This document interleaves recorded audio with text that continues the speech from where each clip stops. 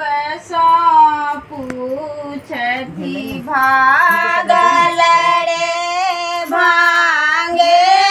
लिया व्याकुल गौरी सब सो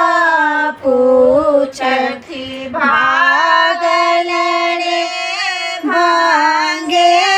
लिया जाऊ सखी है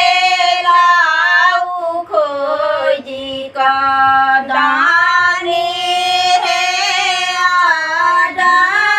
आडरिया जाऊ सखी है लाऊ खोजी का दानी है आडरिया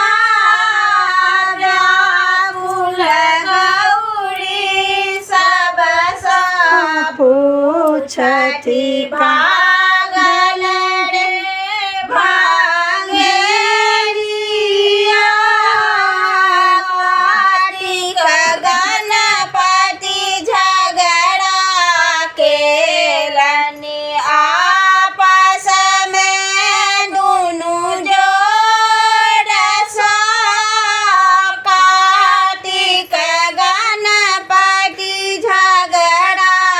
केलनि आपस में दुनु जोड़ सा तौठिका गौरी झगड़ा छोड़लनि पीसल भांग के छोली का उठिका गौरी झगड़ा छोड़लनि पीसल भांग के छोड़ी का ताही कारण रूसी पड़ेला दानी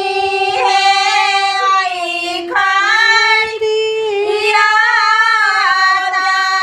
कुल गौरी सब सा पूछती भागल रे भागेलिया रल फेंकलनि सोटा फेंकलनि गंगा जी के धार में पीसल भांग के झोंकी देलनि शिव चूल्हा के भांड में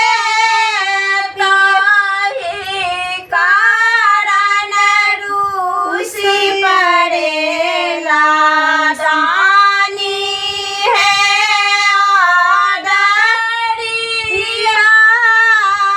बाकुल गौरी सब सो पूछती